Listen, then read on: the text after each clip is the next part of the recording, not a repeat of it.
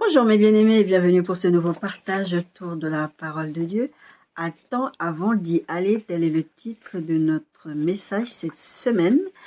Attends le Saint-Esprit, attends les recommandations de Dieu, attends la direction de Dieu par son esprit avant de faire quoi que ce soit. Vous savez, le Seigneur m'avait inspiré cette prédication il y a très longtemps. En se basant sur une expérience que j'avais vécue, parce que j'aime bien, parce que Dieu va utiliser nos expériences du quotidien, ce qu'on va entendre, ce qu'on va regarder, ce qu'on va lire, ce à quoi on va être exposé, même des rêves pour nous, en tout cas dans mon cas, pour m'inspirer des prédications. Et des fois, il va me donner lui-même la prédication, tu vas prêcher sur ça. Récemment, il m'a donné une prédication que je vais vous prêcher dans les prochaines semaines, probablement ce sera une série sur les dons spirituels. J'ai dormi quand le Seigneur m'a dit tu dois enseigner sur les dons spirituels. J'ai dit ok. Voilà. Donc, attends, on va y aller. Pourquoi? Parce que, en fait, il y a quelques années, beaucoup d'années, il y a plus de 15 ans, je pense. J'étais dans une église et le pasteur, il a prêché sur ce texte de Jean 21, 1 à 7. À un moment dans le texte, le verset 3 dit « Simon-Pierre leur dit, je vais pêcher et lui dire, nous allons aussi avec toi. Ils sortirent et montèrent dans une barque. Et cette nuit-là, ils ne prirent rien. » C'est après la mort de Jésus. Donc, Jésus leur a donné l'instruction. Je vais vous donner le texte de base tout à l'heure. Jésus, on a 3 textes de base aujourd'hui. Matthieu 28, Matthieu 24 et Acte 1. Je vous donnerai les références. En tout cas, Jean 21, Jésus est mort. Et Jésus leur a donné une instruction. Attendez, je vais vous envoyer le Saint-Esprit, etc. D'accord? Et les disciples se retrouvent, ils sont ensemble, ils fonctionnent ensemble, ils continuent à louer Dieu ensemble, ils continuent à chanter. D'ailleurs, je ne comprends pas pourquoi le pasteur avait prêché là-dessus, parce qu'ils continuaient à fonctionner ensemble. Ils étaient ensemble, ils partageaient le pain ensemble, toujours, ils étaient ensemble. Mais il fallait continuer à fonctionner, ils avaient une mission à remplir, mais ils ne pouvaient pas remplir cette mission-là sans l'ordre qu'ils devaient attendre, le Saint-Esprit qui devait leur envoyer pour pouvoir servir Dieu. Et donc, Pierre va dire, bon, allons pêcher. Mais ce que vous ne devez pas oublier, ce que nous ne devons pas oublier, c'est que Pierre, à la base, c'est un pêcheur. Il est pêcheur. C'est pas quelqu'un d'instruit. La Bible dit que c'est pas des personnes instruites. Je vous donnerai la référence. C'est Acte 4.13 d'ailleurs, en fait. Et le pasteur, il disait, mais avec tout ce qu'ils ont vécu avec Jésus, avec tout ce qu'ils ont fait avec Jésus, comment ils peuvent juste retourner aller pécher? Et une fois, j'ai une sœur dans le Seigneur, une fille dans la foi aussi, qui m'avait posé, parce que j'étais son mentor, on va dire. Je lui enseignais des choses, des fois elle posait des questions, je répondais. Et on parlait de ça. Et on parlait de ça, et cet esprit avait ravivé la flamme par rapport à ça. C'était,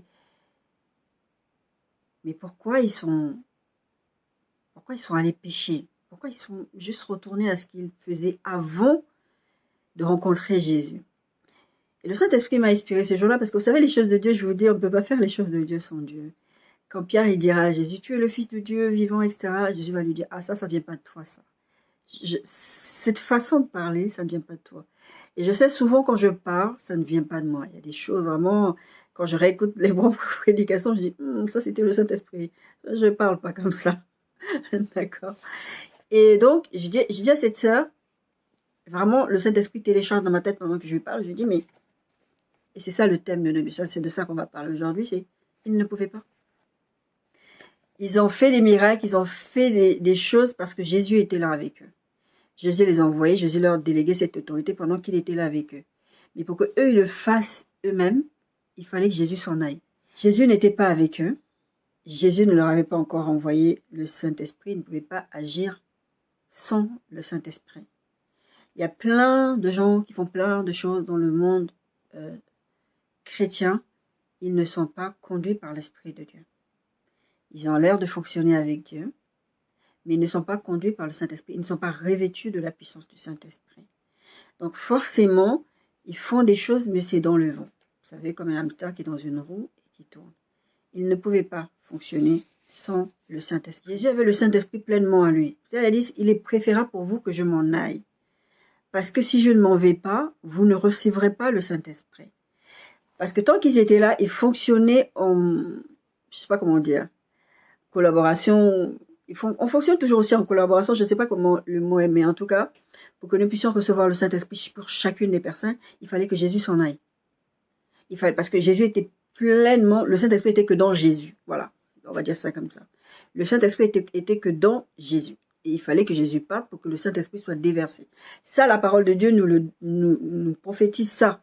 C'est d'ailleurs ce texte-là que, c'est cette parole que Pierre va utiliser quand il va dire, oui, c'est écrit dans le texte de Joël qui nous dit que, voilà, etc. Vos fils et vos fils prophétiseront. Joël 2, 25, je crois. En tout cas, il ne pouvait pas. Donc, et c'est pareil pour certains textes de l'Ancien Testament, quand je les lisais, je disais, mais oh là là, ils sont graves quand même. C'était têtu, comment ils n'écoutaient pas Dieu. Et un jour, le Saint-Esprit m'a fait comprendre, mais comment tu voulais qu'il le fasse? Vous, aujourd'hui, vous avez reçu le Saint-Esprit. Vous avez eu Jésus mort ressuscité, vous avez reçu le Saint-Esprit. Et même en ayant reçu le Saint-Esprit, il y a des choses que vous ne faites pas. Vous n'obéissez pas, vous ne faites pas. Le Saint-Esprit m'avait parlé de ça. Et j'étais là, j'ai dit, ah oui, c'est vrai. On juge trop facilement les gens de l'ancien temps. Mais l'ancien temps, il y avait des gens qui étaient ouins, il y avait les prophètes, les rois, etc. Ils étaient ouins pour une mission. Ils ne vivaient pas forcément avec le Saint-Esprit au quotidien, à part les prophètes. Donc, c'est facile de les juger. Et effectivement, nous, aujourd'hui, on les juge. Parce que, oh, moi, si vraiment j'avais 10 plaies quand même, 10 plaies d'Égypte. En tout cas, ils ne pouvaient pas. C'est facile de juger les autres. D'ailleurs, Jésus nous a donné tout plein d'enseignements là-dessus. C'est facile de juger, déjà quand on n'est pas à la place de quelqu'un. Vous savez, il y avait une sœur, il y a beaucoup d'années en arrière, qui faisait des bêtises, qui était dans l'impudicité, et je la jugeais beaucoup. Je dis, je comprends pas. Parce que moi, j'étais dans l'abstinence. J'ai dit, je consacre ma vie à Jésus. J'ai fait des bêtises, c'est fini. Et j'étais dans l'abstinence. Je suis restée dans l'abstinence 12 ans. 12 ans, zéro pensée sale, zéro. Enfin, j'étais tellement dans le jugement parce que je me sentais tellement mieux que tout le monde. Et j'aime bien parce que le Seigneur te ramène à l'ordre. Il va te reprendre. Tu vas tomber. Prends garde à ne pas tomber quand tu te retrouves en haut. Et cette sœur-là, voilà, moi je lui disais, bon, ce que je lui disais, c'était pas fondamentalement mauvais. Mais je me disais, mais elle se prend pour qui?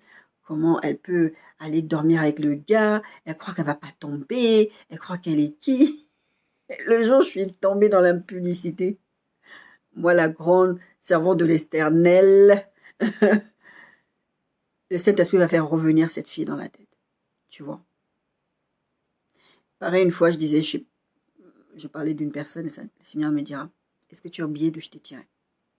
Donc oui, c'est facile de prêcher là-dessus, de dire que voilà. Mais en fait, quand Jésus dit attends, c'est parce que attends, je vais te donner quelque chose, je vais t'équiper pour que tu ailles. Tu peux pas aller en mission tout seul. Matthieu 28, 18, 20. On a 3 textes de base, je vous ai dit, c'est Matthieu 28, 18, 20, Luc 24, 49 et Actes 1, 4, 5. Actes et Luc sont très similaires. Matthieu 28, 18, 20. Jésus s'étant approché, leur parla ainsi, tout pouvoir m'a été donné dans le ciel et sur la terre. Allez, faites de toutes les nations des disciples, les baptisons au nom du Père, du Fils et du Saint-Esprit. Et enseignez-leur à observer ce que je vous ai prescrit, et voici si je suis avec vous tous les jours jusqu'à la fin du monde. Enseignez-leur à observer ce que je vous ai prescrit, c'est ce que je fais avec vous. C'est aller. C'est de là que vient notre titre. Allez.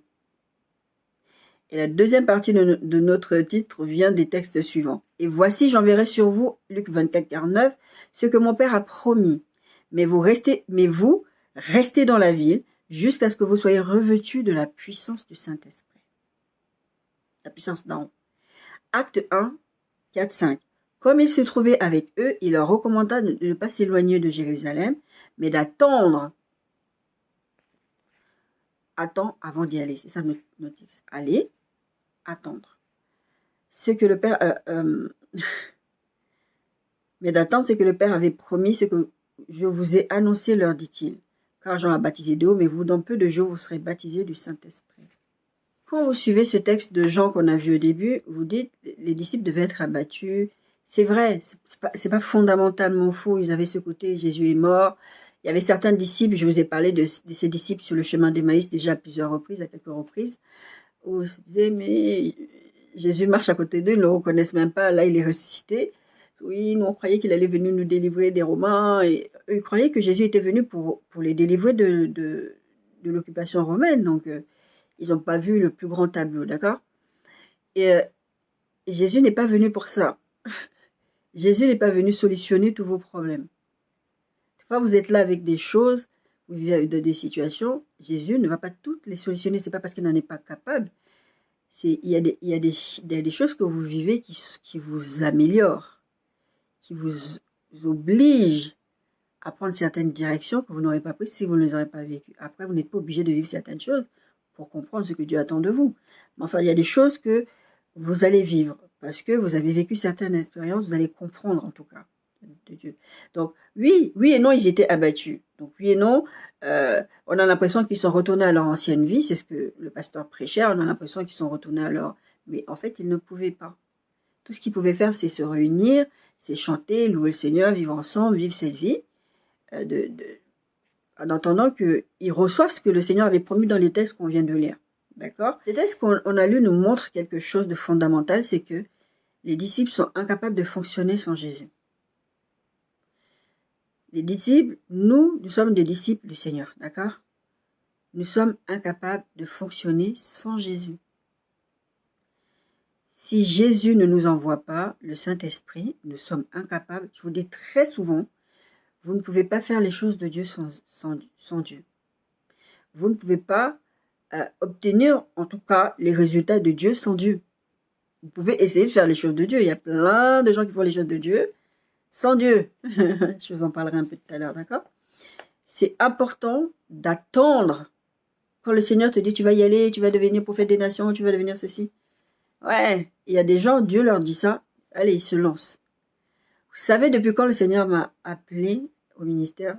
Depuis, c'est un appel, donc c'est quelque chose qui est déjà à l'intérieur de toi. Le texte de Jérémie, Jérémie 1, 4, 10 nous le montre. C'est Dieu qui équipe. Et il dit, depuis le Saint-Amèche, je t'avais choisi pour que tu sois prophète des nations. D'accord? Il y a des gens, Dieu leur dit ça. Ça y est, c'est bon, ils partent. Je suis prophète, je prophétise, je fais ça. Non. En général, si vous allez constater, Dieu va vous travailler dans le secret. Eux, Jésus est mort, ils subissaient déjà la persécution. Ils étaient déjà très très mal vus. Mais en plus de ça, ils devaient être préparés. Vous ne pouvez pas partir comme ça. L'apôtre Paul, avant de devenir le grand apôtre Paul qu'on connaît, vous savez que l'apôtre Paul n'est pas allé prêcher directement. Il y a eu un temps où il était à part, où Dieu l'a formé. Moi, le Seigneur m'a formé pendant longtemps. Avant, un jour, il m'a dit, c'est bon, allez, ça fait un moment que je t'ai dit que tu vas te mettre devant les réseaux, tu vas prêcher. Et si tu vas impacter par les réseaux, il m'a dit, c'est le moment. Je ne me suis pas levée à dire, tiens, je vais faire des vidéos, je vais venir prêcher les gens. Non, c'est pas une décision de moi-même, c'est une décision que le Seigneur a dit, maintenant c'est le moment, vas-y. Mais avant, il m'a dit, attends, j'ai attendu. Vous devez être connectés. C'est toujours cette histoire d'intimité avec le Saint-Esprit. C'est important d'attendre pour ne pas faire des bêtises, pour attendre d'être revêtu de la puissance du Saint-Esprit. Vous savez, Jésus, quand il est parti, il a vécu l'histoire de Luc 4, la tentation de Jésus. La Bible dit que Jésus était rempli du Saint-Esprit. Si vous lisez Luc 4, 1, la Bible dit que Jésus était rempli du Saint-Esprit. Mais verset 13, la Bible dit qu'il était revêtu du Saint-Esprit. Et c'est ce qui va se passer là avec les disciples. Vous n'êtes pas revêtus de la puissance du Saint-Esprit. Vous ne pouvez pas fonctionner. Vous ne pouvez pas faire ce que vous faisiez quand j'étais avec vous. Jésus n'est plus avec eux. Jésus leur dit, attendez. Jésus vous a confié une mission. C'est pas forcément que dans l'église. Je dis très souvent, et j'avais dit d'ailleurs à ce fameux pasteur, une fois comme ça, il y avait une situation, j'ai dit, mais arrêtez de penser que le service de Dieu, c'est que dans l'église. Vous pouvez être businessman, businesswoman, enseignant, ASEM, technicien de surface, tout ce que vous pouvez être, et servir Dieu. La Bible dit de faire tout pour la gloire de Dieu. Faites tout comme au Seigneur. Dans tout ce que vous faites, vous devez glorifier Dieu. Donc, il n'y a pas besoin que ce soit que à l'église. Mais, si vous regardez le texte quand ils ont choisi Étienne, et quand ils ont choisi Matthias, ouais, pour remplacer Judas, je crois que c'est Matthias qui s'appelait. À un moment, la Bible dit, il servait des tables, mais il faisait avec l'Esprit de Dieu. Si aujourd'hui je te dis, tu as besoin de l'Esprit de Dieu pour nettoyer une table, tu vas me dire, bah non, j'ai pas besoin de l'Esprit de Dieu pour nettoyer une table. Je vous disais, je crois, la semaine d'avant, je vous disais, j'ai une sœur, je sais plus si bon, bref. En tout cas, j'ai une sœur, quand elle allait travailler, j'ai dit ça à tous les gens que je mentor, en général, je leur dis, quand vous allez sur votre lieu de travail, vous devez bénir votre lieu de travail. Si vous travaillez dans le commerce, vous avez affaire à des clients, vous devez, parce que vous avez le Saint-Esprit en vous, vous avez une puissance, vous avez quelque chose que vous dégagez, vous devez oindre tout ce que vous touchez. Les clients qui vont venir, les conversations, parce que surtout quand vous êtes dans ce genre de milieu-là, il y a des clients, enfin, c'est pas facile, quoi. Il faut que vous soyez... C'est comme si aussi l'ennemi, il va envoyer quelqu'un dans la journée pour vous pourrir votre journée et que vous fassiez des choses qui ne glorifient pas le Seigneur, d'accord? Donc c'est important d'attendre l'instruction de Dieu, c'est important d'attendre le revêtement du Saint-Esprit, d'accord? Vous ne pouvez pas partir faire les choses de Dieu comme ça, parce que Dieu vous a parlé, il vous a dit, bon voilà, je t'appelle à faire ça, tu vas ouvrir une école, tu vas ouvrir un orphelinat, et puis tu vas aller comme ça, tu vas dire, oh Dieu a dit, donc je vais aller le faire. C'est comme ça que vous faites beaucoup de dégâts, surtout pour les ministères, genre prophète, pasteur, ah Dieu m'a dit que, il m'a confirmé, donc maintenant je vais aller ouvrir ma page, je vais me faire appeler pasteur, prophète. C'est pas comme ça. Vous allez faire beaucoup de dégâts, surtout quand vous êtes immature. D'accord? Jésus leur a dit, attendez à Jérusalem jusqu'à ce que mon Père vous envoie ce qu'il a promis. Acte 2, 1, 8, 12, 21 et 12, 21 aussi. Le jour de la Pentecôte, ils étaient tous ensemble dans le même lieu. Tout à coup, il vint du ciel un bruit comme celui d'un vent impétueux. Et il remplit toute la maison où ils étaient assis. Des langues semblables à des langues de feu leur apparurent, séparées les unes des autres, et se posèrent sur chacun d'eux. Et ils furent tous remplis du Saint-Esprit et se mirent à parler en d'autres langues, selon que l'Esprit leur donnait de s'exprimer. Ils étaient tous remplis du Saint-Esprit. Vous vous souvenez, je vous ai dit dans le texte de Luc 4, Jésus rempli du Saint-Esprit, Jésus revêtu du Saint-Esprit. Ils vont être remplis du Saint-Esprit. Et je vous ai dit aussi, Jésus, tant qu'il était sur cette terre, il avait le Saint-Esprit pleinement en lui, il avait la plénitude du Saint-Esprit. C'était pas le Saint-Esprit ne pouvait pas aller, parce qu'il était que Jésus. D'accord? Et là maintenant, ce que le Père a promis leur a été envoyé, ils sont remplis du Saint-Esprit, ils se mettent à parler dans des nouvelles langues. Or, il y avait en séjour à Jérusalem des Juifs, hommes pieux de toute nation, qui sont sous le ciel. Au bruit qui eut lieu, la multitude accourut et elle fut confondue parce que chacun entendait parler dans sa propre langue. Parce qu'en fait, on va dire que ils sont là. Il y a des Romains, il y a des Juifs qui parlent hébreu, on va dire il y a des Turcs, enfin, pour parler, d'accord? Il y a des Congolais. C'est juste pour vous donner un exemple. J'ai pas dit qu'il y avait des Congolais à ce moment-là, d'accord? C'est juste pour vous donner un exemple. Et d'un coup, chacun avait une langue différente. Disons que parmi les Congolais, il y en a qui parlaient l'Ingala, et parmi il y avait des Chinois, il y en a qui parlaient le mandarin, il y en a qui parlaient le cantonais, et ça. Ils se comprenaient pas normalement. À ce moment-là, le vent impétueux qui annonce la propagation, le fait que le Saint-Esprit soit répandu, arrive, il y a des langues de feu, ils se mettent à parler dans des langues qu'ils n'étaient pas censés comprendre. Par exemple, lui qui parlait hébreu, il parlait que l'hébreu, il se met à parler le turc. Mais c'est pas normal qu'il parle turc. C'est ça leur réaction ici. C'est pas normal. Comment ça se fait que je comprends ce qu'il dit? Il n'est pas censé parler cette langue-là, parce qu'à la base, il ne parle pas cette langue. Ils étaient tous dans l'étonnement et la surprise, et ils se disaient les uns les autres, voici ces gens qui parlent, ne sont-ils pas tous galiléens? Et comment les entendons-nous dans notre propre langue, à chacun dans notre langue maternelle? Ils étaient tous dans l'étonnement et ne sachant que penser, ils se disaient les uns aux autres, que veut dire ceci? Ils étaient étonnés, parce que là, le Saint-Esprit est en action. Quand tu attends le Saint-Esprit, quand tu t'attends au Saint-Esprit, quand tu attends ce que le Saint-Esprit agisse à travers toi, les gens vont être étonnés. Même toi-même, tu vas être étonné. Moi, je vous assure, toutes les fois où le Saint-Esprit m'a utilisé pour parler, pour agir, pour faire quelque chose, j'ai toujours été étonnée. Il n'y a pas une fois où quand Dieu agit à travers moi, où je ne suis pas étonnée. Je vous dis, je prêche, Des fois, ça m'arrive régulièrement de réécouter ce que j'ai prêché. Et je suis surprise. Je suis dans l'étonnement parce que, oui, je suis instruite et tout ça, mais j'ai pas suivi des cours de théologie, j'ai pas été à l'école biblique, j'ai voulu, j'ai demandé à Dieu. Il m'a dit, pas maintenant. Ou pas du tout, pas maintenant. Je sais plus ce qu'il m'avait dit à l'époque. J'ai dit, mais Seigneur, j'ai besoin, si tu veux, que quand j'ai su c'était quoi mon père, Seigneur, je veux. Et là, mais d'autres se moquaient et disaient, ils sont pleins de vin doux.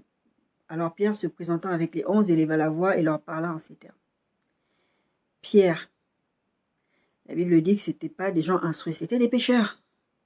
Vous vous souvenez, Jésus est venu les prendre de là où ils étaient. Je vais faire de vous des pécheurs d'hommes. Et Jésus va les former pendant 3 ans. Malgré la formation qu'ils ont eue pendant 3 ans, ils ont vécu des choses extraordinaires. Seigneur, même les domaines nous sont soumis, etc. Puis un jour, ils n'ont pas pu chasser un démon d'un jeune enfant. Mais bande d'incrédules, bande de... Je ne sais plus ce que Jésus leur a dit. Comment vous n'avez pas pu... Bon, après, il va dire, ouais, bon, après, ces démons-là, il peut sortir que par le jeûne et la prière. Ils ont vécu des choses extraordinaires. Ouais, Pierre, ça ne vient pas de toi, ça vient de mon père qui te l'a révélé. Oh, arrière de moi, Satan, il lui dit à Pierre encore. Ils ont vécu des hauts et des bas avec Jésus pendant les 3 ans de formation. Et maintenant, il se lève, Pierre, et il parle. Hommes juifs, et vous tous qui séjournez à Jérusalem, sachez ceci et prêtez l'oreille à mes paroles. Ces gens ne sont pareils parce qu'ils se moquaient d'eux. Vous savez, quand vous fonctionnez dans les choses de Dieu, les gens vont se moquer de vous. Je vous parle très souvent ici, que quand je dis oui, je vais avoir un enfant, je vais avoir ceci, j'ai vécu comme ça. Moi, c'est le Seigneur qui m'a emmené en Bretagne avec ça. Les gens se moquent de vous. Vous êtes fous parce que Dieu, c'est dans ta tête. D'accord? Et là, c'est ce qui se passe. On se moquait d'eux, ouais, ils ont bu, c'est pour ça ils ont l'air ivres. Parce qu'effectivement, une des manifestations de Saint-Esprit, je vais vous en parler bientôt, c'est vraiment cette impression d'ivresse. Ils avaient l'impression qu'ils étaient ivres, qu'ils avaient bu. Là, ils ont dit, ils sont pleins de vin doux. Et Pierre va dire, non, ils ne sont pas ivres, comme vous le supposez, car c'est la 3e heure du jour. Bon, en fait, j'ai oublié de refaire la recherche là-dessus. En tout cas, c'était pas l'heure à laquelle vous êtes censé boire. C'est comme si tu dis, à 10h du matin, tu es déjà en train de boire. Non, tu ne bois pas à 10h du matin. D'accord? Mais c'est ici ce qui a été dit par le prophète Joël. Dans les derniers jours, dit Dieu, je répandrai de mon esprit sur toute chair. Vos fils et vos filles prophétiseront, vos jeunes gens auront des visions et vos vieillards auront des songes. Oui, sur mes serviteurs et sur mes servantes, dans ces jours-là, je répandrai de mon esprit. Et ils prophétiseront. Je ferai paraître des prodiges en haut dans le ciel et des miracles en bas sur la terre, du sang, du feu et une vapeur de fumée. Là, il y a quand même une partie de Joël là qui est pour le futur, mais pas pour ces temps-là. Pour ces temps-là, c'est encore autre chose. Le soleil se changera en ténèbres et la lune en sang avant l'arrivée du jour du Seigneur, de ce jour grand et glorieux. Alors quiconque invoquera le nom du Seigneur sera sauvé. Suivant dans le acte 4.13, la Bible dit ceci. Pierre va prêcher et le verset 13 dit « Lorsqu'ils virent l'assurance de Pierre et de Jean, ils furent étonnés, sachant que c'étaient des hommes du peuple, sans instruction, et ils le reconnurent pour avoir été avec Jésus. » Jésus leur a dit « Attendez, des gens qui n'avaient pas d'instruction sont devenus d'un coup très intelligents. Enfin, c'est pas parce qu'on n'a pas d'instruction qu'on n'est pas intelligent, mais en fait, ce que je veux dire, c'est qu'ils n'étaient pas instruits, ils n'étaient pas censés connaître les choses qu'ils se sont mis à dire comme ça. Parce que le texte parle ils sont mis à prêcher, à dire des choses qu'ils ne sont pas censés savoir. Paul était un érudit, d'accord? Paul était dans le Sanhédrin. Paul connaissait c'est pour ça qu'il arrivait à tourner autour, à se mélanger et à s'adapter en apportant la parole, en s'adaptant à ces cultures-là, parce qu'il était érudit. Pierre, Jean et tout ça, non, c'était des pécheurs. Et d'un coup, remplis du Saint-Esprit, ils se mettent à faire des choses qu'ils n'étaient pas censés faire. Donc, oui, c'est normal qu'avant, ils ne pouvaient pas. Donc, ils continuaient à prier, à chanter, à louer Dieu. Okay, il fallait bien qu'ils gagnent leur vie. Donc, il fallait qu'ils continuaient à aller. Et Jésus leur a dit, attendez. Donc, ils ont attendu. Donc, ils attendaient. Pendant qu'ils attendaient, ils continuaient à servir Dieu. Et il fallait qu'ils continuent à aller nourrir leur famille. Parce que n'oubliez pas que ces gens-là avaient des familles. Ils avaient des femmes, des enfants, etc. D'accord? Donc, il fallait bien qu'ils continuent à fonctionner. Et puis, de toute la façon, il fallait qu'ils s'occupent aussi de leur journée. D'accord? Donc, oui, ils ont attendu. Et une fois, ils l'ont reçu. Et maintenant, c'est fini. Dieu est en train de les utiliser, ils sont revêtus, ils sont remplis. Dieu est en train de les utiliser de façon puissante. Et le même Pierre, Acte 5,15, en sorte qu'on a porté les malades dans les rues et qu'on les a placés sur des lits et des couchettes, afin que lorsque Pierre passait, son ombre, au moins, couvrit quelqu'un d'eux. L'ombre de Pierre guérissait les malades.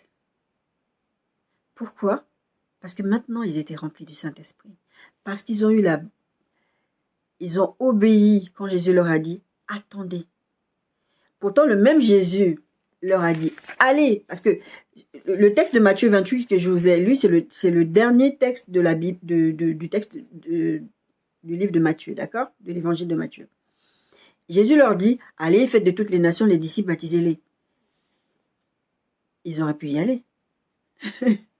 Ils auraient pu y aller et dire, Jésus a dit, c'est notre maître, on y va. Eh ben non. Jésus, dans d'autres textes, on voit que dans d'autres textes, Jésus leur a dit aussi, attendez. Il leur a pas dit, Jésus leur dit d'y aller quand même. C'est un ordre que Jésus leur a donné. Allez, vous allez faire de toutes les nations des disciples et baptisés.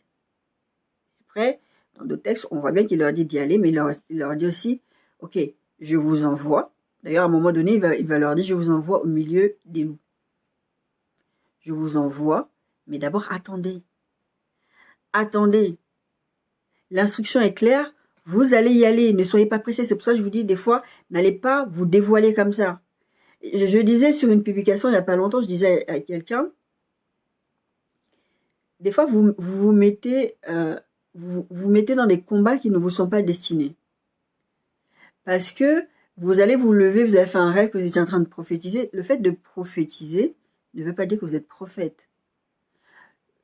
La Bible parle de Jean-Baptiste en tant que grand prophète. Vous avez vu dans la Bible que Jean-Baptiste est venu dire, ainsi parle l'Éternel. Bon, c'est pas comme ça qu'on prophétise normalement, mais il y a des gens qui pensent que c'est ça, prophétiser. Ainsi parle l'Éternel, etc. C'est une façon de prophétiser. C'est pas parce que tu dis ainsi parle l'Éternel que tu prophétises. Tu peux dire beaucoup de bêtises en utilisant le nom de Dieu en vain. Abraham, à un moment donné, quand je crois que c'est le pharaon, je sais plus, c'était Abimelech même, va prendre sa femme, Dieu va aller lui dire, c'est mon prophète. Mais vous avez vu Abraham prophétiser dans la Bible? Abraham était un prophète. Et pourtant, vous n'avez pas vu que les prophéties d'Abraham, vous avez vu des prophéties d'Abraham dans la Bible? Non. Vous voyez nulle part que Abraham, non, Abraham, il faisait tout ce que Dieu lui disait de faire, il le faisait, et Dieu l'appelait son prophète. D'accord? Attendez. Dieu a dit, tu vas y aller un jour. Moi, je vous dis là, le Seigneur, quand j'étais beaucoup plus jeune, il me montrait la fin des temps. Mais je ne savais pas que c'était Dieu, parce que je n'étais pas enseignée sur ces choses-là. J'allais à l'école du dimanche, mais je n'étais pas enseignée, je ne savais pas. Je voyais les étoiles qui tombaient de la terre. J'avais jamais. D'ailleurs, c'est une des choses qui faisait que je n'ai pas lu l'Apocalypse jusqu'à plus de presque 30 ans. Hein. J'atteins l'âge de presque 30 ans. Je pouvais pas, j'avais peur parce que je me doutais que ce que je voyais quand j'étais petite, c'était des choses de l'Apocalypse. Parce que j'entendais les grands parler, parce que j'allais à l'église, j'entendais les grands parler. On ne nous enseignait pas ça à l'école du dimanche. D'accord? Il ne faut pas effrayer les enfants. Et quand j'étais très très jeune, il y avait eu une campagne comme ça, et puis je crois que c'était Renard Bonquet qui était venu au Gabon à l'époque, j'étais toute petite. Et j'étais partie, je ne sais pas avec qui, j'étais partie à cette campagne d'évangélisation. Et au retour, me retrouvée au milieu d'une foule. Et les gens chantaient « Nous vaincrons Satan, nous vaincrons les démons, nous vaincrons les sorciers, au nom de Jésus. » Et ça partait comme ça, et ça galvanisait toute la foule. Mais il y avait une foule. Je ne sais pas si vous avez déjà assisté à des campagnes d'évangélisation, surtout des gens comme Renard Bonquet, mais je peux vous dire que c'est impressionnant, il y a de la foule. Et là, on était en train de rentrer à la maison, les gens chantaient ça. Et puis à un moment donné, la foule commençait à se fatiguer de chanter ça. Maintenant, ça y est, on se calmait un peu. Et moi, j'ai repris à ce moment-là, « Nous vaincrons !» J'étais toute petite. Hein. J'étais au milieu de la foule. « Nous vaincrons !» Et c'est des petites choses comme ça que j'ai vécues depuis mon enfance, que quand le Seigneur m'a confié dans mon appel, j'ai dit, « Ah, je comprends mieux certaines choses que je faisais et que je vivais. » Et quand j'ai atteint un certain âge, le Seigneur a commencé à me montrer en rêve. Je me voyais prêcher. Et moi, en fait, comme dans ces rêves-là, il y avait d'autres faits qui arrivaient en concomitance, j'étais convaincue. Je voyais que les autres faits derrière, je voyais pas le côté je prêchais, je pensais que c'était juste un décor comme ça. Jusqu'à ce que le Seigneur me dit, mais tu comprends pas ce que je te dis depuis le début. Et un jour, il m'envoie un rêve où c'est vraiment, allez, tu vas prêcher à toutes les nations. Tu vas prêcher, non, tu vas utiliser, parce que dans mon rêve, je tenais mon téléphone comme un micro.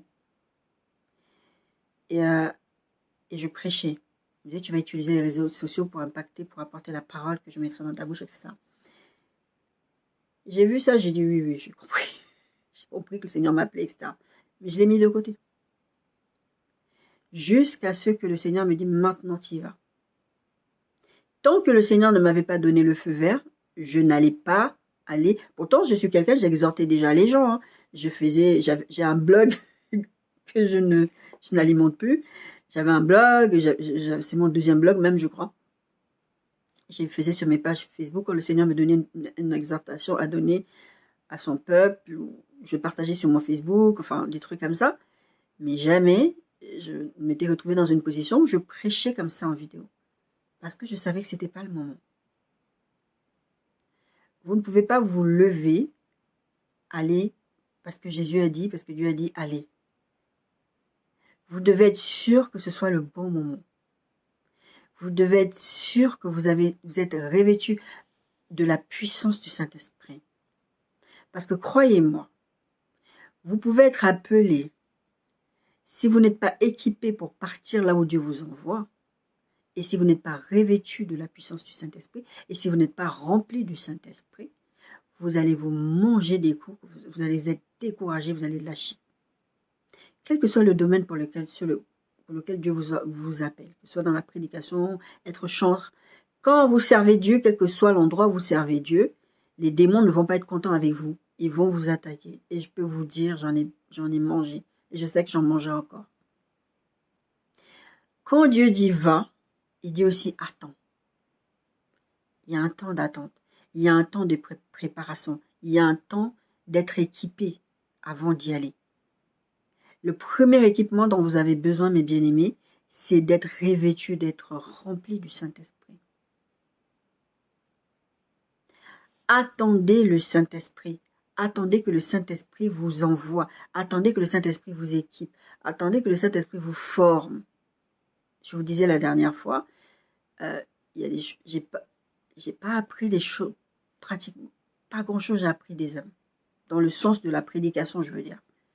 Et d'ailleurs, souvent, j'étais tellement étonnée dans le sens où je me disais, peut-être Seigneur, je dis des bêtises, tu m'envoies, tu me dis d'aller prêcher, peut-être que c'est que je suis en train de prêcher, c'est des bêtises. Et puis des fois, je suis là parce que moi, j'aime beaucoup écouter les prédications d'autres pasteurs. J'ai toujours écouté ça avant même de savoir.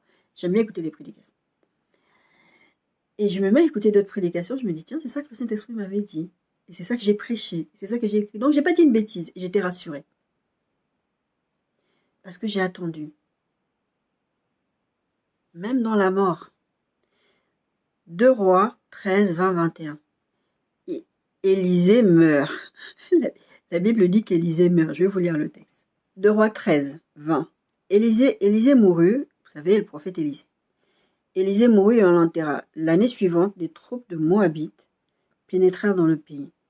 Et comme on enterrait un homme, voici, on aperçut une de ces troupes et l'on jeta l'homme dans le sépulcre d'Élisée. L'homme alla toucher les os d'Élisée, il reprit et se leva sur ses pieds. L'onction d'Élisée ne s'est même pas arrêtée à sa mort. Quand Dieu vous équipe là, je vous ai lu que l'ombre, je ne sais pas si vous réalisez, l'ombre de Pierre guérissait les malades. La Bible dit, Acte 19, 11, 16, et Dieu faisait des miracles extraordinaires par les mains de Paul, au point qu'on appliquait sur les malades les linges et les mouchoirs qui avaient touché son corps, et les malades les quittaient et les esprits malins sortaient par les mouchoirs qui avaient touché Paul. Et vous pensez que vous pouvez aller chasser des démons, aller guérir des malades sans avoir été revêtu? Les démons vont venir vous frapper. La Bible dit, la suite du texte de Acte 19, quelques exorcistes juifs ambulants essayèrent d'invoquer sur ceux qui avaient des esprits malins le nom du Seigneur Jésus en disant « Je vous conjure par Jésus que Paul prêche ». Tu ne peux pas faire les choses de Dieu sans Dieu.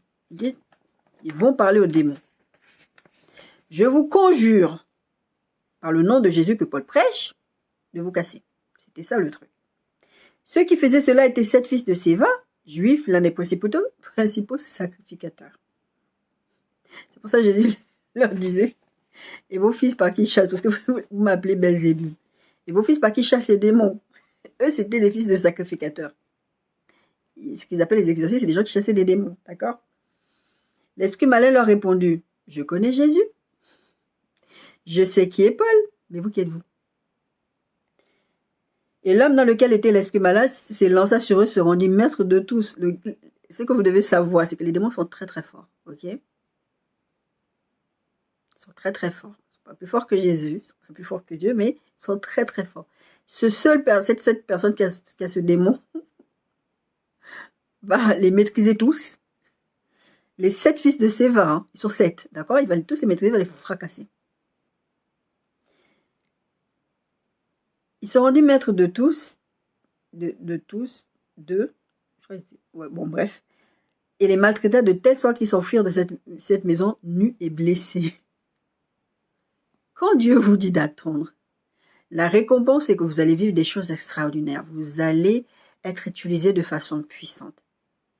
Mais si vous voulez faire les choses de Dieu en invoquant le nom, parce qu'au nom de Jésus, vous pensez que le nom de Jésus, c'est juste une formule magique, et vous n'êtes pas revêtu de la puissance du Saint-Esprit, vous allez vous faire massacrer par les démons. Et vous n'allez pas comprendre, parce que vous allez dire, mais je ne comprends pas, c'est pas normal. Quand j'étais enfant, je pensais que les démons ne pouvaient même pas prononcer le nom de Jésus. Ils ne pouvaient même pas. Alors qu'on sait que c'est pas vrai. Il y a tellement de sorciers qui utilisent le nom de Jésus. Zacharie 4,6. Ce n'est ni par la puissance, ni par la force, mais c'est par mon esprit, dit l'Éternel des armées. Mais bien aimés, nous devons compter uniquement sur Dieu. Uniquement sur Dieu pour faire les choses de Dieu. Vous ne pouvez pas vous attendre à des résultats comme les fils de Séva, qui pensaient qu'en disant au nom de Jésus que Paul prêche, que les démons allaient partir. Ils n'étaient pas honte, eux, pour faire ça. C'est pour ça qu'on va vous expliquer, dans le domaine du combat spirituel, que vous ne pouvez, n'importe qui ne peut pas aller chasser des démons n'importe où, n'importe comment. Allez, ok, mais attendez. C'est un ordre de mission de Jésus de dire, vous chasserez des démons, vous guérirez les malades. Tout chrétien peut le faire. Il n'y a pas besoin d'être pasteur pour ça. Mais vous devez attendre d'être revêtu.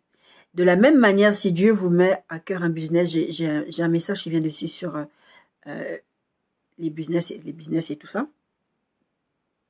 Vous devez attendre. Imaginez, Dieu vous a donné une idée d'affaires, comme il a fait avec Jacob.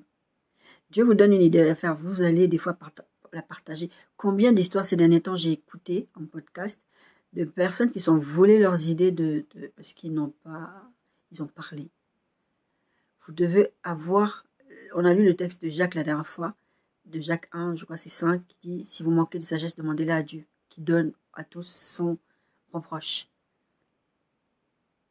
La sagesse veut que, attendez d'être formé, attendez que Dieu vous donne le feu vert, attendez avant d'y aller. Ok, Dieu vous a dit, tu vas y aller, tu seras ceci, tu seras cela. Ok, mais attendez. Vous ne pouvez pas juste y aller parce que Dieu a dit, je vais y aller. C'est pas comme ça. Et beaucoup d'entre vous, vous faites massacrer, vous faites fracasser, vous faites frapper par les démons, attaquer, malmener par des démons. Pourquoi? Parce que vous êtes parti alors que Dieu vous a pas dit. Vous savez, même quand on parle de territoire, de conquête, etc., dans le monde spirituel ou dans le monde physique,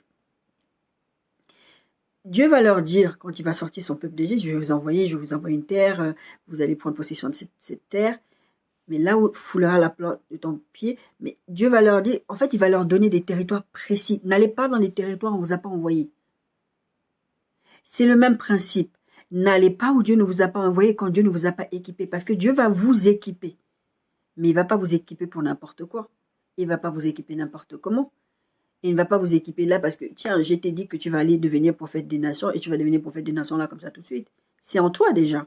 Mais il faut que tu sois des fois formé et des fois il faut un temps, des fois... Ça se trouve, Dieu... Après, Dieu est capable de tout, n'importe quoi, j'ai envie de... Enfin, n'importe quoi, c'est façon de parler.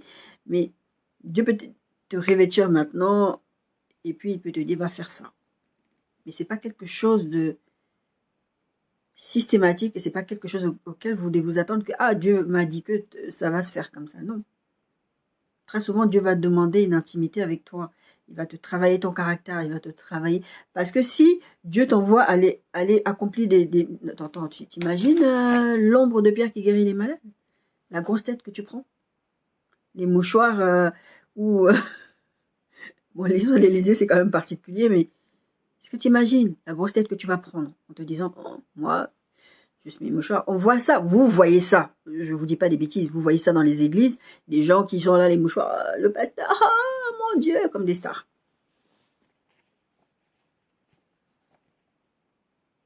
Et des fois, vous vous retrouvez avec des problèmes. Et bien aimé, vous ne pouvez pas obtenir le succès de Dieu sans Dieu. Vous ne pouvez pas obtenir le succès de Dieu sans la guidance, sans l'onction du Saint-Esprit. Il y a des gens qui sont appelés, je vous ai donné des exemples, des pasteurs, des choses comme ça. Enfin, j'en ai un tout petit peu parlé, mais des fois vous faites des choses, vous êtes appelés, il y a des gens qui sont appelés, et vous les voyez faire des choses, mais parce qu'ils n'ont pas cette dimension d'abord, ouais, Dieu m'a appelé, c'est donc le aller, et je dois d'abord attendre. Il y a des gens qui sont tellement impatients dans le ministère, ou dans d'autres choses, hein. Moi je parle du ministère parce que c'est un peu ça dans quoi je navigue, que vous vous retrouvez à faire des choses. Vous allez vous retrouver dans des situations, dans des pièges spirituels. La sorcellerie, par exemple. Le Seigneur m'avait montré en rêve, il y a plusieurs années de ça, j'étais dans une conférence de pasteurs. Et dans cette conférence, tout le monde, à la base, tout le monde habillé en costume. Enfin, ils sont tous habillés, c'était des hommes, ils étaient tous habillés en costume, j'étais parmi eux. Et puis d'un coup, j'entends musique, tambour, tam-tam, truc comme ça. Et puis d'un coup, alors, sur 100%, les 3/4 de la salle, si ce n'est plus, ils étaient maintenant habillés en tenue de tradipraticiens, peau de bête et tout ça. Et parmi ces gens, il y a un pasteur qui vient vers moi, qui a maintenant une tenue il n'a plus ce costard qu'il avait à la base. Il a maintenant cette tenue de tradipraticien. Il vient me voir, il pleure, mais il pleure. Et il m'explique, ça c'est de mon rêve, et je sais que c'est aussi un avertissement pour moi, de vraiment faire attention à m'attendre toujours à Dieu. À m'attendre toujours à Dieu, à ne pas faire les choses de Dieu sans l'approbation de Dieu, sans l'onction du Saint-Esprit et sans la guidance du Saint-Esprit. Et cette personne vient vers moi, elle pleure, elle dit oui, tu vois. Parce qu'en fait, c'est des pasteurs, quand tu les voyais fonctionner dans le monde naturel, ils accomplissaient des miracles. Lisez l'Apocalypse, vous allez voir ce que la bête et l'antéchrist vont faire. D'accord? C'est des choses de Dieu, mais sans Dieu. Ça ressemble, non, c'est pas des choses de Dieu. Ça ressemble aux choses de Dieu, mais Dieu n'est pas dedans. D'accord? Et il me disait, c'est des gens qui sont appelés. Dans le rêve, je comprends que ces gens-là étaient vraiment appelés. C'était des pasteurs qui étaient appelés, c'était leur appel dans leur vie. Mais en fait, ce qui se passe, c'est qu'à un moment donné, il veut tellement plus de puissance. Il veut tellement... Et Dieu n'est pas comme ça. Dieu n'est pas dans le... Tout de suite, je te donne, tout de suite, tu vas faire. Non, Dieu est dans le... Attends, je te prépare. Maintenant, vas-y, reviens, je te reprépare, vas-y. Il est comme ça dans les processus. Il va travailler votre caractère. Il va pas vous... Parce que vous allez prendre le melon, d'accord? Et c'est ce qui s'est passé avec ces gens-là. Ils se disent non, Dieu ne va pas assez vite. Ils sont allés voir des sorciers, des gens qui faisaient dans la sorcellerie pour avoir plus de puissance. Et maintenant, ils étaient coincés dans des choses démoniaques. Et c'était à la base des gens appelés par Dieu. Dieu vous appelle, Dieu vous équipe, mais restez dans le couloir où Dieu vous appelle et restez, attendez. Jésus a dit, attendez ce que le Père a promis. Eux, dans mon rêve, ils ne voulaient pas attendre parce qu'ils voulaient plus de puissance. Il y a un pasteur, j'ai écouté, je vous ai dit depuis le début de ma chaîne, je suis quelqu'un de passionné par les histoires criminelles. J'ai oublié comment il s'appelle, c'est un Américain. Et ce mec-là, il se disait pasteur et prophète. Et il s'est fait attraper une fois parce qu'en fait, c'est sa femme qui lui soufflait dans l'oreillette des choses, des informations sur les gens. Et du coup, les gens croyaient qu'il était vraiment prophète. Vous, si quelqu'un vous dit, ton numéro de téléphone, c'est ça, ton père, c'est ici, c'est ça. C'est pas forcément un scam, hein. Les démons ont accès à ces informations-là. Les démons ont accès à ces informations-là. Ne croyez pas qu'il n'y a que Dieu qui a accès à ces informations-là. Ce qui est dans le futur, il n'y a que Dieu qui a accès à ça. Mais ce qui est dans le passé, ce qui est dans le présent, les démons ont accès aux mêmes informations. C'est pour ça que les médiums fonctionnent, parce qu'ils ont accès à des entités démoniaques. Ne jouez pas avec les choses comme ça. Quand Dieu vous interdit de mettre le doigt dedans, n'allez pas nécromanciens, c'est pour ça qu'il s'était fâché contre Saül. C'est pas parce que ce qu'ils font n'a pas forcément un résultat, c'est parce que c'est dangereux pour vous. Et vous êtes en train d'aller chercher votre pouvoir, votre puissance, votre confiance à quelque chose dont je ne sais pas. Vous n'aurez pas d'autre Dieu devant ma face. C'est un commandement de Dieu. Jean 15, je suis le cep, vous êtes les sarments, celui qui demeure en moi et à qui je demeure porte beaucoup de fruits, car sans moi vous ne pouvez rien faire. Comme je vous dis très souvent, vous voulez faire les choses de Dieu, vous ne pouvez pas les faire sans Dieu. Jésus le dit clairement. Vous voyez bien, vous avez envie d'aller prêcher, vous avez envie d'aller guérir des malades, vous avez envie que votre business fonctionne parce que c'est Dieu que vous envoie là-dedans. Vous voulez même que votre mariage fonctionne. Vous ne pouvez pas sans Dieu. Si vous voulez le succès selon Dieu, je vous ai prêché déjà dessus. Le succès selon Dieu, c'est pas le succès selon les hommes. Dieu n'est pas dans le vouloir faire le show. Une fois, j'écoutais un prophète de la place qui est très connu. C'est un vrai prophète, c'est un authentique prophète de l'Éternel. Et prophétisait. Et j'étais là, je disais, waouh, le gars, il disait des trucs. Il disait, ouais, tu vas voir dans ta galerie. Il appelait des gens comme ça, random, un téléphone. Mon téléphone qu'il n'avait pas. Il appelait comme ça. Appelle ce numéro, appelle tout ça, appelle. Alors, dans ton téléphone, il y a ça, ça, ça. Et moi, j'étais là, je dis, waouh, le gars, jusqu'à il va dans les téléphones, déjà, c'est quel genre de puissance et d'onction. J'entends le Saint-Esprit qui me dit, ne sois pas impressionné. Nous, les êtres humains, nous sommes impressionnés par ce genre de choses. On doit être impressionné par Dieu. Et Saint-Esprit me dit, ne sois pas impressionné, je lui souffle les réponses. Dieu lui disait, parole de connaissance. Dieu lui disait, il n'avait aucun moyen de savoir ces informations si ce n'est... Vous avez deux façons, en tout cas passé présent, soit c'est Dieu, par l'Esprit de Dieu, soit c'est une entité démoniaque qui vous souffle les réponses. Il n'y a pas 3000 solutions. J'ai vécu une expérience une fois, j'en parlais cette semaine avec une de mes sœurs de cœur, qui sort en Christ aussi. J'étais dans une église, on était avec ma sœur, vraiment l'église, ça se passait, il y avait vraiment trop des choses, c'était des attaques spirituelles contre moi, des attaques personnelles, enfin tout ça. Et j'avais des personnes autour de moi qui étaient très protectrices comme ça en disant mais c'est pas bien ce que vous faites. Enfin, ça les énervait la façon dont les gens m'attaquaient comme ça pour rien en plus. Et là je peux vraiment dire que c'était pour rien. Et du coup, à un moment donné, elle est à côté de moi. Je l'entends parler parce qu'on était dans un temps de prière, je crois. Oui, on était dans un temps de prière.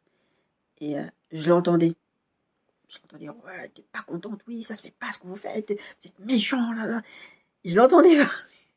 Et moi, je me dis, mais c'est pas possible, il faut qu'elle se... Et j'étais comme ça. Genre, les gens vont t'entendre, si moi je t'entends, les gens vont t'entendre reparler comme ça. Et je commençais à prier pour elle. Seigneur, apaise son cœur, parce que vraiment, là, elle parle fort. En plus, les gens vont l'entendre, parce qu'on était vraiment dans un temps de prière. Et comme c'était vraiment, c'était vers la fin que j'allais quitter cette église-là, j'étais très surveillée à la loupe. Donc, moindre femme, moindre geste, je pouvais juste pas me lever, la regarder et faire quelque chose. J'étais comme tout le monde, tête baissée, comme ça. Et puis, à un moment donné, je continue à prier pour elle. Et puis, à un moment donné, je dis, mais c'est pas possible. Je l'entends de plus en plus fort. Je me dis, mais c'est pas possible. Je me tourne vers elle. Je continue à l'entendre parler, sauf que je vois pas ses lèvres bouger. Et je dis, mais attends. En fait, je réalise, le Saint-Esprit me fait comprendre à ce moment-là que je ne l'entends pas parler, j'entends ses pensées. Dieu a ouvert une fenêtre pour que j'entende ses pensées. J'ai entendu ses pensées et je sais que Dieu voulait que je prie pour elle. Parce qu'à la fin de la réunion, après, elle m'a dit, oh là là, tu sais pas ce qui s'est passé. Je lui ai dit, stop, je vais te dire. Tu as pensé ça, tu as pensé ça, il devait se passer comme ça, Elle m'a regardé, elle était effrayée parce que comment je pouvais savoir ce qu'elle pensait. J'ai dit, je pense que Dieu voulait que j'entende cette partie de tes pensées, parce que Dieu est omniscient, n'oubliez pas. Il sait, il connaît vos pensées. Le diable n'a pas accès peut vous bombarder de pensées, mais il ne sait pas ce que vous pensez. Il sait ce que vous pensez parce que vous agissez en fonction de vos pensées. D'accord? Donc je lui ai dit, voilà, ce que le Seigneur m'a montré, que tu pensais ça, mais c'est parce que j'ai compris que le Seigneur voulait que je prie pour qu'elle soit apaisée, pour qu'elle se calme, parce qu'elle était vraiment sur le point de faire une dinguerie. Elle voulait se lever, pas faire un grand scandale. Ça n'allait pas arranger la situation. C'était déjà une situation catastrophique et c'est pas ça que Dieu voulait. J'aurais pu, quand j'ai vécu cette expérience, j'ai parlé avec elle. Après, j'en ai parlé plus tard avec d'autres personnes proches, mais je ne suis pas allée sur la place publique dire « Ouais, le Seigneur m'utilise puissamment ». Le Seigneur m'a utilisé puissamment plusieurs fois. Mais je n'ai pas besoin de prouver. J'ai besoin d'écouter Dieu. J'ai besoin d'être dépendant de Dieu. Dieu aime qu'on l'écoute, qu'on soit dépendant de lui. Jésus aurait pu dire à Satan lors de la tentation dans le désert, Satan lui dit, si tu es le fils de Dieu. Il aurait pu dire, mais je suis fils de Dieu. Il aurait pu prouver à Satan qu'il est fils de Dieu. Quand il va se retrouver dans le jardin de Gethsémane avec Pierre, Pierre va couper l'oreille du soldat ou d'un des sacrificateurs, je ne sais plus trop quoi. Jésus va le stopper. Pierre était un sanguin. N'oubliez pas que Pierre était un sanguin. Et Jésus va lui dire, mais tu ne penses pas que si je voulais vraiment, mon Père allait envoyer une myriade d'anges là me délivrer de ces gens. Là, c'est bon, c'est le moment. C'est le moment que j'aille à cette croix. Sans moi, vous ne pouvez rien faire. C'est ce que Jésus a dit. Si vous voulez les résultats avec Dieu, il faut aller avec les méthodes de Dieu. Vous ne pouvez pas vouloir court-circuiter. Comme je vous ai raconté pour ce rêve, j'en ai vécu plein d'autres expériences comme ça. Si vous voulez court-circuiter en allant faire, vous allez casser la figure dans le business, vous allez vous casser la figure dans le ministère, vous allez fonctionner avec des entités avec lesquelles vous ne voulez pas fonctionner. Pourquoi? Parce que vous n'attendez pas l'onction du Saint-Esprit. D'accord? Philippiens 2, 12, 15. Ainsi, mes bien-aimés, comme vous avez toujours obéi, travaillez à votre salut avec crainte et tremblement, non seulement comme à ma présence, mais bien plus encore, maintenant que je suis absent. Ça, c'est Paul qui parle. Car c'est Dieu qui produit en vous le vouloir et le faire selon son bon plaisir. Jésus dit, je suis le cep, vous êtes les serments, sans moi vous ne pouvez rien faire. La parole dit, c'est Dieu qui produit en vous le vouloir et le faire. Des fois, il y a des choses qui brûlent en vous comme ça. C'est Dieu qui met ce désir de, Seigneur, j'ai envie de prêcher, etc. Il y avait une jeune fille que j'ai connue à une certaine époque, elle s'est suicidée maintenant. Ça m'avait vraiment fait mal. Parce que j'avais vécu une expérience avec elle très difficile, où son copain m'avait agressée, etc. Et j'étais enceinte en plus. Il y avait plein de choses qui s'est passées avec cette fille. Cette fille pensait que je l'en voulais. Je lui ai dit non, quand on s'est réconciliés, je lui ai dit non, je t'en veux pas, je t'ai pardonné depuis longtemps. Je sais que tu es dans une situation, son mec était violent en fait. Et elle a donné sa vie à Jésus à un moment donné. Et ça brûlait en elle ce feu d'aller prêcher la parole. D'aller dans les gares, prêcher la parole, prêcher la parole. Mais le problème, c'est que quand j'ai discuté avec elle, elle n'était pas prête. Elle ne pouvait pas juste aller prêcher comme ça. Et je savais que c'était une bêtise qu'elle était en train de faire. Donc j'ai essayé de lui expliquer gentiment que tu ne peux pas juste te lever et aller juste prêcher comme ça. Il faut vraiment être équipé. Parce que il y a des gens sur cette terre qui sont équipés pour vous détruire. Si vous n'êtes pas revêtu par la puissance du Saint-Esprit, ils vont vous poser des questions, on va vous dire des choses, on va vous mettre des pièges, on va vous dire « Ouais, pourquoi c'est écrit comme ça dans votre bec ?» Vous n'allez pas pouvoir être capable de répondre. La Bible dit que vous devez être capable de défendre votre foi. Mais aussi, il y a des moments pour se taire. La même Bible dit. Vous ne pouvez pas juste dire « Je vais aller prêcher », parce que c'est un sentiment noble de vouloir servir Dieu. Vous ne pouvez pas faire n'importe comment. Allez, ok, mais attendez d'abord que Dieu vous revête. Attendez d'abord que Dieu vous oigne. Vous avez besoin du Saint-Esprit. Vous avez ce truc qui brûle en vous. Ok, Dieu l'a mis en vous. Dieu a mis ce désir de faire des affaires. Dieu a mis ce désir en vous d'écrire des livres. Dieu a mis ce désir en vous de faire plein de choses. Mais attendez. Attendez le bon moment. Formez-vous si c'est par exemple la couture. Travaillez, cousez à côté. Et puis le Seigneur va à un moment, il va ouvrir une porte. Il va vous dire, c'est le moment, lance-toi. Et vous allez réussir. Pourquoi? Parce que c'est ce que Dieu disait à Josué. Tout ce que tu vas faire va entreprendre parce que Dieu est derrière vous. Jérémie, je vous ai dit tout à l'heure le texte de Jérémie. Jérémie, la parole de Dieu dit que Dieu va mettre les paroles dans la bouche de Jérémie. Jérémie, puis l'Éternel, Jérémie 1, verset 9, puis l'Éternel étendit sa main et toucha ma bouche et l'Éternel me dit, voici, je me mets mes paroles dans ta bouche. Parce que Jérémie, il est jeune. Je crois qu'il avait 17 ans, Jérémie, ou 16 ans quand Dieu l'a appelé. Et il est jeune, il se dit, mais je ne peux pas, je suis jeune. Et Dieu va lui dire, ne dis pas que tu es jeune. Ça veut dire, ne dis pas que tu es une femme. Moi, le jour quand le Seigneur à confirmer l'appel. J'ai dit, mais Seigneur, je suis une femme. Ne dis pas que tu es une femme. Parce que c'est moi qui va agir à travers toi. Et je le vois dans ma façon de fonctionner, de prêcher, toutes ces choses. Je vois qu'il n'y a que Dieu qui peut faire ça. Parce que moi, là-bas, je suis quelqu'un d'hyper réservé. Je ne parlais à personne. On m'appelait la sauvage. Je disais ça encore hier ou avant-hier. Hier, à des personnes que je connais. Je ne parlais pas aux gens. Et un jour, quand j'ai compris que je devais aller et faire des nations, comme Jésus l'a dit, des disciples, j'ai dit au Seigneur, j'ai dit, mais je ne peux pas être tellement timide que je ne peux même pas parler aux gens, que je peux... Si je dois... À l'époque, je ne savais même pas que j'étais appelée au ministère de pasteur. Je ne peux pas comme ça, je ne parle pas aux gens, je suis paralysée par la peur. J'étais vraiment paralysée par la peur. Comme l'apôtre Paul disait à Timothée. C'est un esprit, l'esprit de peur. Tu ne peux pas fonctionner avec ça. Il faut vraiment que l'esprit de Dieu te revêt, vraiment, que tu sois revêtu, quoi. Et quand vous me voyez aujourd'hui, je parle, vous ne pouvez pas vous rendre compte. Par contre, ces dames avec qui j'étais en train de parler, c'est des dames que j'apprécie à la pharmacie où j'habite. Elles ont dit, en fait, quand je leur ai expliqué, ça leur a rappelé ma fille. J'ai dit, bah oui, vous avez vu, j'étais pire que ma fille. Parce que ma fille, quand elle ne connaît pas les gens, vous avez l'impression qu'elle est très timide. Et c'est vrai, elle est très réservée et tout ça. Mais quand elle vous apprécie, et tous les gens qui ont fonctionné avec elle ces derniers temps m'ont fait la réflexion, m'ont dit, ta fille avant qu'on ne parle à personne. Et j'étais comme ça. Il a fallu que je prie à un moment donné. Ma fille, c'est pareil, j'ai prié pour elle. Elle ne parle pas avec tout et tout le monde et n'importe qui. J'ai prié, j'ai demandé à Dieu, j'ai dit, Seigneur, il faut que tu mettes les mots dans ma bouche. Je peux pas. Je suis paralysée par la peur. Aujourd'hui, vous voyez, je peux m'arrêter dans la rue et me mettre à parler à n'importe qui.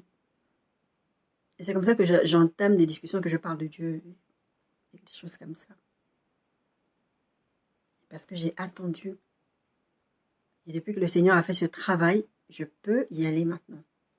Dans le texte de Jean 21 que je vous ai lu au tout début, quand les disciples ont dit, ouais, retournons à nos péchés. La suite, ce qui va se passer dans ce texte-là,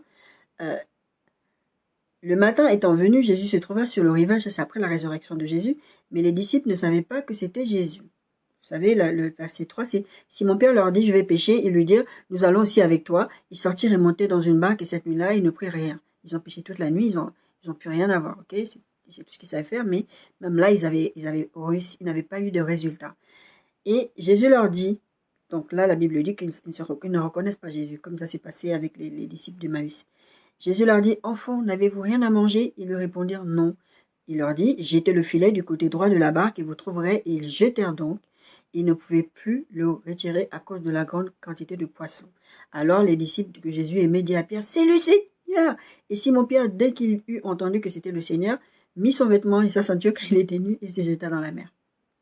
C'est des pêcheurs. Ces gens-là, là-bas, c'est des pêcheurs. C'est pas des prédicateurs. D'accord? C'est pas des instruits. Ils savent que pêcher. Ils savent que là, normalement, quand ils sont partis pêcher, ils devaient avoir du poisson. Mais il n'y en avait pas. Il y a une récompense, il y a des bénéfices d'attendre avant d'y aller. Ils ont attendu et ils ont, surtout s'ils ont obéi. Quand Jésus va leur dire de jeter le filet, ils vont prendre du poisson. Ils vont avoir du succès. Ils vont avoir des résultats qu'ils n'auraient pas eu s'ils n'avaient pas écouté Dieu. Et pourtant là, ils étaient dans une situation un peu défaitiste. Jésus n'est plus là avec nous. Mais Jésus leur avait dit d'être. Il faut suivre les instructions de Dieu et apprendre à compter sur le Saint-Esprit. C'est ça que le texte de Zacharie nous dit c'est pas ni par la force, ni par la force, ni par l'intelligence, mais par la puissance de l'Esprit de Dieu. Comptez sur le Saint-Esprit. Vous ne vous rendez même pas compte quand vous prenez le Saint-Esprit pour allier ce qu'il est capable de faire avec vous, ce qu'il est capable de vous révéler, comment il est capable de vous utiliser. Il y a des récompenses. La récompense, là, dans le texte de Jean, ils ont eu des poissons. Ils vont pouvoir partager, la Bible dit, ils vont pouvoir partager, ils vont donner, enfin, leurs filets vont se casser tellement il y a du poisson. Alors qu'ils ont essayé toute la nuit. Il faut être conscient que l'œuvre de Dieu ne se fait pas avec la force humaine, comme on l'a dit dans le texte de Zacharie qu'on a lu tout à l'heure, mais par le Saint-Esprit. Ensuite, nous devons apprendre à marcher, comme je l'ai dit tout à l'heure, selon la guidance du Saint-Esprit. Vous devez apprendre si vous voulez vraiment avoir le succès selon Dieu, accomplir la volonté de Dieu, faire ce pourquoi vous avez été mis sur cette terre, nous devons marcher sous la direction du Saint-Esprit. L'histoire du règle que je vous ai racontée tout à l'heure, c'est vraiment des gens qui veulent faire les choses de Dieu, mais sans Dieu. Ils se retrouvent dans des situations, avec des contacts avec des entités spirituelles qui ne sont pas bonnes. Et les fils de Séva, c'est pareil, au nom de Dieu, qu'ils n'étaient pas loin pour ça. Et d'abord, ils n'étaient pas loin du tout, parce qu'ils voulaient les résultats de Dieu sans Dieu. Vous ne pouvez pas. D'accord? Et, par exemple, le texte d'Abraham nous apprend que plus loin, quand Abraham obéit à Dieu et qu'il part là où Dieu l'envoie, il va devenir le père d'une nation, il va avoir encore plus de biens, etc. Il y a une récompense quand tu t'attends à Dieu. Abraham ne savait même pas où il allait. Je vous en parle très régulièrement parce que ce texte, Dieu l'a très souvent utilisé pour moi. Dans beaucoup de domaines. C'est pour ça que vous l'entendez beaucoup. Il ne savait même pas où il allait. La Bible dit que Dieu va lui dire d'y aller. Il ne va pas lui dire. C'est plus tard qu'il va lui dire. Et au fur et à mesure du parcours. Donc, il y a des choses que Dieu ne vous dira pas comme ça. Vous allez apprendre à compter sur Dieu. À être dépendant de Dieu. À écouter Dieu. Et la récompense est toujours à la clé. Il y a une récompense à la clé. Dans le ministère, il y a des choses qui se passent, il y a des miracles, il y a des signes, comme je vous ai lu avec Paul, avec Pierre. Mais même dans vos vies de tous les jours, vous allez vivre des choses extraordinaires. Moi, il y a des moments comme ça, quelqu'un m'appelle, me dit j'ai mal à la tête, je vais prier contre le tête et des choses comme ça. Je vais prier. Mon premier réflexe quand je traverse un truc, c'est de prier. Même je peux avoir un moment où je vais pleurer, je vais être vraiment paralysée par la peur, mais puis je vais dire non, stop, je vais aller prier. Je m'attends à Dieu. Je vais faire le contact avec Dieu par le Saint-Esprit. Et après, vous pouvez faire les choses de Dieu. Vous pouvez servir Dieu, vous pouvez réussir là où d'autres auront échoué avant vous. Vous pouvez être précurseur de quelque chose. Qui avait réussi à ressusciter un mort en étant mort? L'histoire d'Élysée. Ça va étonner. Les gens ont été étonnés quand ils ont vu ces langues de feu et quand ils ont vu ces gens se mettre à parler dans d'autres langues, quand ils ont vu leur comportement. Et à un moment donné, vous avez Pierre qui se met à prêcher avec puissance. La Bible dit, je vous ai pas mis cette référence-là, mais la Bible dit qu'il y avait je crois que c'était plus de 3000 personnes qui sont converties, ou je ne sais plus combien de milliers de personnes se sont converties à la prédication de Pierre. Pierre qui avait renié Jésus, n'oubliez pas.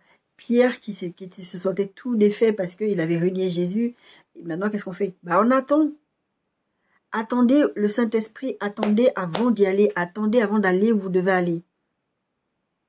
Attendez que Dieu vous révèle. Vous allez vous faire malmener sinon. Vous allez avoir des échecs et vous allez vous dire, ouais, mais c'est bizarre, c'était Dieu qui m'avait envoyé, mais ça ne marche pas. Mais parce que vous voulez brûler les étapes. Ne brûlez pas les étapes. Attendez-vous à Dieu. Ok, il a dit, tu vas aller faire ça, tu vas devenir prophète, tu vas devenir pasteur, tu vas devenir écrivain, tu vas devenir ingénieur, tu vas devenir chantre, tu vas devenir tout ce que tu veux. Mais si vous voulez faire des choses de Dieu sans Dieu, vous allez vous retrouver dans des situations compliquées.